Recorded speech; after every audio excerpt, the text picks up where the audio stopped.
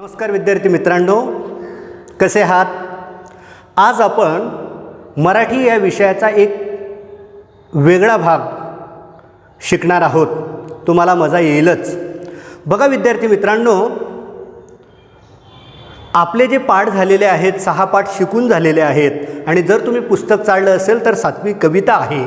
त्या कवितेच्या बाबतीत जर बोलायचं म्हटलं तर आपला जो 5वा पाठ होता मला शिकायचं आहे, त्या पाठाचे लेखक जे होते आबा गोविंदा महाजन, ते आपल्या खानदेशातले होते, जळगाव जिल्ह्यातले होते. तशीच ही जी कविता आहे, पुढची कविता, कवितेचं नाव आहे धूळ पेरणी. कवितेचं नाव आहे धूळ पेरणी. आणि ह्या कवितेच्या बाबतीत विशेष गोष्ट कोणती आहे तर ही कवितासुद्धा आपल्या मातीतल्या आणि आपल्या जिल्ह्यातले जे एक नामवंत प्रसिद्ध कवी आहेत त्यांनी ही कविता लिहिलेली आहे. त्या कवींचं नाव आहे डॉक्टर अशोक कौतिक कोळी. तर यांचा परिचय आपण थोडक्यात करून घेऊया. डॉक्टर अशोक कौतिक कोळी.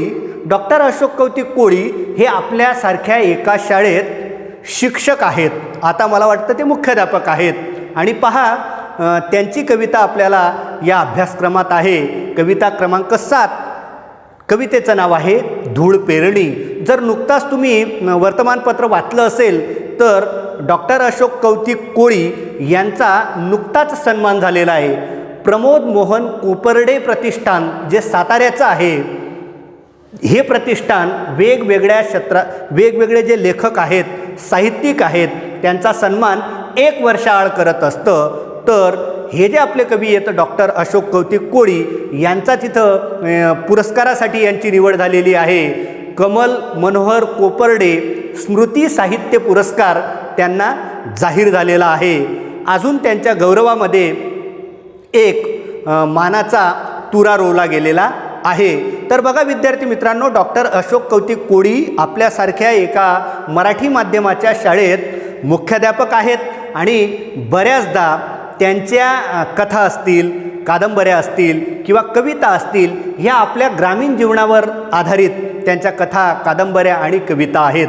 म्हणजे त्यांच्या कथांमधले, कवितांमधले जे प्रसंग आहेत, पात्र आहेत, ते आपल्याला त्यांची पुस्तकं वाचताना असं वाटतं की हे आपल्या परिसरातलंच घडत आहे. का असं वाटतं? कारण हे कवी आपल्या परिसरातले आहेत. बघा विद्यार्थी मित्रांनो, त्यांचं पूर्ण नाव आहे डॉक्टर अशोक कौतिक कोळी. त्यांचा व्यवसाय आहे शिक्षकी पेशा आणि ते मुख्याध्यापक आहेत. जिल्हा परिषदेच्या शाळेत जामनेर तालुक्यात ते मुख्याध्यापक म्हणून कार्यरत आहेत. अनेक साहित्य संमेलनांमध्ये त्यांनी वेगवेगळ्या भूमिका निभावलेल्या आहेत. आपण त्यांचा जो वाङ्मयीन प्रवास आहे तो आधी बोलून घेऊया, मग ह्या कवितेच्या गायनाकडे मी येईल. बघा विद्यार्थी मित्रांनो, आपण ज्या वेळेस मराठीचं पुस्तक वाचतो त्यावेळेस आपल्याला वेगवेगळे साहित्य प्रकार म्हणजे मागेच मी तुम्हाला सांगितलेलं आहे की आपण ज्या ह्या पुस्तकांमधल्या गोष्टी असतील, कथा असतील, गाणी असेल, कविता असेल, नाटक असेल, नाट्यछटा असेल, हे सगळं जे वाचत असतो याला साहित्य प्रकार किंवा वाङ्मय प्रकार असं म्हटलं जातं. ज्या वेळेस तुम्ही मराठी साहित्याचा किंवा वेगवेगळ्या भाषांच्या साहित्यांचा अभ्यास कराल त्यावेळेस तुम्हाला ते समजेल. मग डॉक्टर अशोक कौतिक कोळी यांनी साहित्याचे सगळे प्रकार जवळजवळ हाताळलेले आहेत. त्यांनी लिहिलेल्या ज्या कादंबऱ्या आहेत, कादंबरी या लेखन प्रकारामध्ये पाडा नावाची म्हणजे केळीचा शेतकरी आणि त्यांच्या जीवनावर आधारित पाडा नावाची त्यांची कादंबरी आहे. परत कुंधा नावाची कादंबरी आहे. तुरीचा प्रश्न गाजलेला होता म्हणून रक्ताळलेल्या तुरी, शेतकरी आणि ग्रामीण जीवनावर जास्त करून सर लिहित असतात. रक्ताळलेल्या तुरी ही पण त्यांची कादंबरी खूप गाजलेली आहे.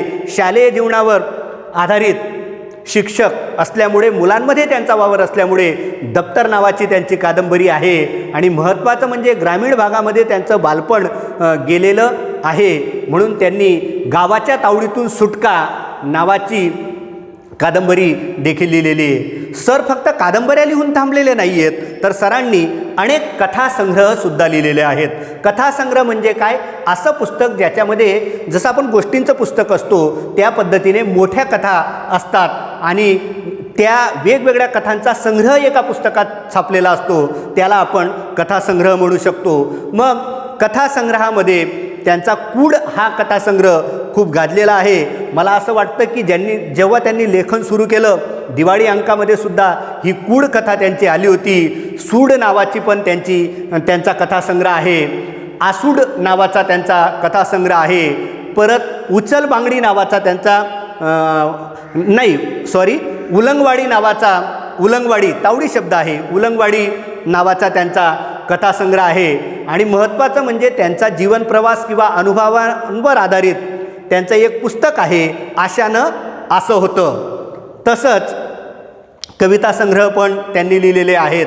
गावाकडच्या कविता असतील आणि आपली ही जी धूळ पेरणी कविता आहे, ही कविता वाघूरचे पाणी ही जी कविता आहे ही वाघूरचे पाणी या कविता संग्रहातून घेतलेली आहे. आणि आपल्यासाठी अभिमानाची गोष्ट अशी आहे, 2-3 वर्षापूर्वी आपल्या प्रताप विद्या मंदिर प्राथमिक विभाग चोपडा येथील विद्यार्थ्यांना मी आवाहन केलं होतं की आपल्या मातीतले लेखक आहेत, आपल्या मातीतले साहित्यिक आहेत, म्हणून तुम्ही त्यांना पत्र लिहा. त्यावेळेस अनेक विद्यार्थ्यांनी त्यांना पत्र लिहिलं होतं. सरांनी त्या पत्रांना अतिशय छान उत्तर आपल्याला दिलेलं आहे. आपल्या संग्रही पण ते पत्र आहे आणि मुलांनी लिहिलेले जे पत्र आहेत ते पण सरांनी आवर्जून वाचलेत आणि आपल्या शाळेचं, आपल्या मुलांचं कौतुक केलेलं होतं 2 वर्षापूर्वी. आणि त्यावेळेस धूळ पेरणी ही कविता ज्या संग्रहातून घेतलेली आहे, वाघूरचं पाणी, हा कविता संग्रह सरांनी आपल्याला भेट म्हणून आणि आपल्या शाळेला एक पत्र देखील त्यांच्या सुंदर हस्ताक्षरात पाठवलेलं होतं. तर ही अशी धूळ पेरणी कविता आहे.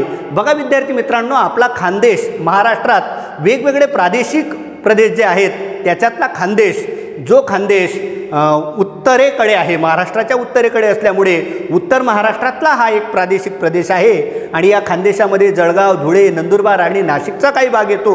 आणि आपण असं म्हणतो की 10 मैलावर किंवा 10 कोसांवर भाषा बदलते. अगदी खरं आहे. जळगाव जिल्ह्याच्या बाबतीत जर तुम्ही म्हणायला गेले तर आपल्या जळगाव जिल्ह्याचा जो पूर्व भाग आहे तिकडे पूर्णतः अहिराणी भाषा बोलली जात नाही. जी आपल्या चोपडा, अमळनेर किंवा इकडे पश्चिम जळगाव जिल्हा जो आहे त्याच्यामध्ये अहिराणी भाषा बोलली जाते, काही ठिकाणी पावरी भाषा बोलली जाते. एवढं वैशिष्ट्य आपलं खानदेशचं आहे. आणि महत्त्वाचं म्हणजे लेवा पाटीदार समाजाची पण भाषा बोलली जाते. परत आपण भूगोलात म्हणजे परिसर अभ्यासमध्ये शिकलो होतो, लेवा पाटीदार समाजांची भाषा लेवागण, ती एक भाषा बोलली जाते. आणि महत्त्वतः पूर्व जळगाव जिल्ह्याचा जो पूर्व भाग आहे, जांभळेर असेल, मुक्ताईनगर असेल, भुसावळ असेल, इकडे तावडी बोली बोलली जाते. अहिराणीचा लहेजा आहे पण खूप गोड भाषा आहे. सरांच्या कथा जर तुम्ही वाचल्या आणि त्यांच्या कविता वाचल्या तर तुम्हाला ते कळेल. आणि ही आपली साधी भाषा, तावडी भाषा, आणि तिच्यातून आपण अभिव्यक्त व्हायचं, मांडायचं, हा संकल्प सरांनी केला आणि तिला एक मान सन्मान मिळवून दिलेला आहे. ही जी कविता आहे ही धूळ पेरणी ही कविता शेतकऱ्यांच्या जीवनावर आहे. धूळ पेरणी म्हणजे काय हे मी आशय विश्लेषणाच्या वेळेस मी तुम्हाला सांगेल. पण चला आता आपण या कवितेचं गायन करून घेऊया. तर गायन करताना अतिशय सुंदर चाल लावण्याचा मी प्रयत्न केलेला आहे. तुम्ही तुमच्या पद्धतीने वेगळ्या चाली लावू शकतात. तर ही जी कविता आहे ही अतिशय सोपी कविता आहे. शेतकऱ्यांचं जीवन चितारणारी कविता आहे. आणि विशेष असं आहे, या कवितेला गेयता किंवा याला गाऊ उत्तम शकतात तुम्ही, अशी सरांची रचना खूप छान आहे. तर ही कविता आता आपण सुरू करूया. कवितेचं नाव आहे धूळ पेरणी. लिहिलेली आहे डॉक्टर अशोक कौतिक कोळी यांनी. आता मी पुस्तकाची थोडी मदत घेतो. असो बरकत धूळ पेरणीला, असो बरकत धूळ पेरणीला, लागला मातीचा जीव झुरणीला. असो बरकत धूळ पेरणीला, लागला मातीचा जीव झुरणीला. हिरव्या पिसांचा ध्यास धरणीला, हिरव्या पिसांचा ध्यास धरणीला, टिपूर मोत्यांची आस मोरणीला. हिरव्या पिसांचा ध्यास धरणीला, टिपूर मोत्यांची आस मोरणीला. आता बघा पुढे थोडं दुःखद रचना आहे. म्हणून येऊ नये कधी दिवस जाचक, येऊ नये कधी दिवस जाचक, कासावीस डोळे बनले चातक. येऊ नये कधी दिवस जाचक, कासावीस डोळे बनले चातक. कोरडे नक्षत्र पूर पापणीला, कोरडे नक्षत्र पूर पापणीला, आलेलं आभूट दूर दाटणीला. कोरडे नक्षत्र पूर पापणीला, आलेलं आभूट दूर दाटणीला. शेवट करतायत सर. मिळता डोळ्यांना मेघूट इशारे, मिळता डोळ्यांना मेघूट इशारे, मातीच्या कणांना फुटले धुमारे. मिळता डोळ्यांना मेघूट इशारे, मातीच्या कणांना फुटले धुमारे. तर अशा पद्धतीने ही कविता तुम्ही गायचा प्रयत्न करायचा आहे आणि विद्यार्थी मित्रांनो कविता पाठ करा. अजून मी एकदा एकदम स्पीडमध्ये म्हणून देतो. असो बरकत धूळ पेरणीला, लागला मातीचा जीव झुरणीला. असो बरकत धूळ पेरणीला, लागला मातीचा जीव झुरणीला. हिरव्या पिसांचा ध्यास धरणीला, हिरव्या पिसांचा ध्यास धरणीला, टिपूर मोत्यांची आस मोरणीला. टिपूर मोत्यांची आस मोरणीला. येऊ नये कधी दिवस जाचक, कासावीस डोळे बनले चातक. येऊ नये कधी दिवस जाचक, कासावीस डोळे बनले चातक. कोरडे नक्षत्र पूर पापणीला, कोरडे नक्षत्र पूर पापणीला, आलेलं आभूट दूर दाटणीला. आलेलं आभूट दूर दाटणीला.